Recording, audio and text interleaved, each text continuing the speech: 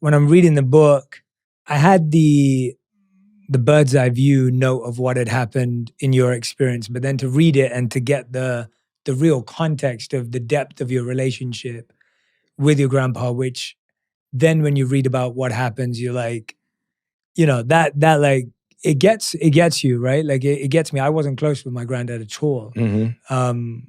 I barely met my dad's dad, and I was never really that close to my mom's dad. And so I can't even say I know how you feel because I don't even have that context, but I felt close to your relationship with your granddad because of how you describe him.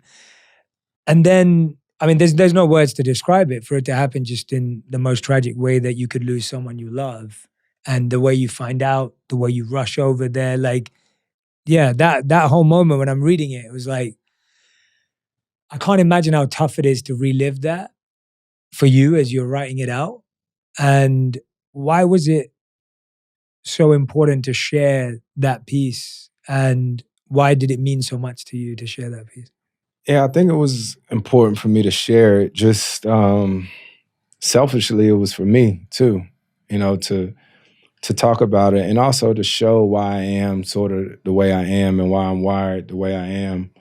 And I don't know, keep learning little things. Like throughout the book, throughout the process of writing the book, I was having to call and ask like my mom some questions, right? Like that's how I found out my granddad's name was Chili. Like we called him Papa Chili, but called my mom. Luckily, my granddad still has a few siblings that's still alive. And that's why it's so important to ask our grandparents and things like that questions so we know our history.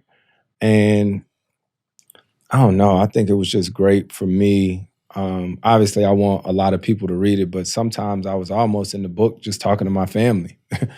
Because even being away from home, right? I haven't lived in Winston-Salem in 18 years, and that's where all my family is. Like you were saying, your wife, like London or whatever, I grew up around all my family. So in some parts of this memoir is me talking to my family back home that I've been away from a long time and just letting them know how much I appreciate them, how much I miss them. Through a lot of these experiences too, it's taught me I really treasure the relationship that my kids have with my parents and my wife's parents, right? Because my mom and dad, they are not the same people that raised me, right?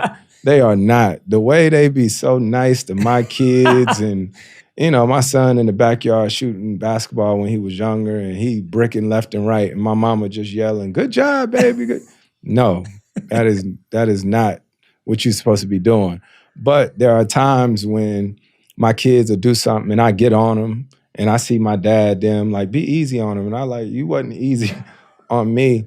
But because of my grandfather and that relationship, I get it. Like, I get it. When my parents would get mad at me or I get my butt whooped, the first person I called was my granddad. So I'm grateful for that because those relationships are really important. And I want to make sure that my kids have that bond that I had too with my granddad. Yeah, for sure. And I'm so happy to hear that. I'm so happy to hear you feel that your kids have that with your parents and Jada's parents. Because when they wake up, when my parents are in town and my kids wake up in the morning, they run in there first. They run in there first. And I see the way that my parents light up.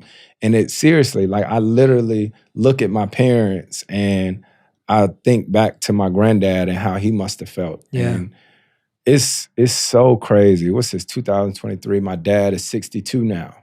And so when my dad turned 61 last year, it was like crazy emotional for me because I was like, man, this is how old my granddad was when I lost him. Yeah. And it's crazy to see like my dad. Yeah, absolutely. And for them to have him in health and greatness.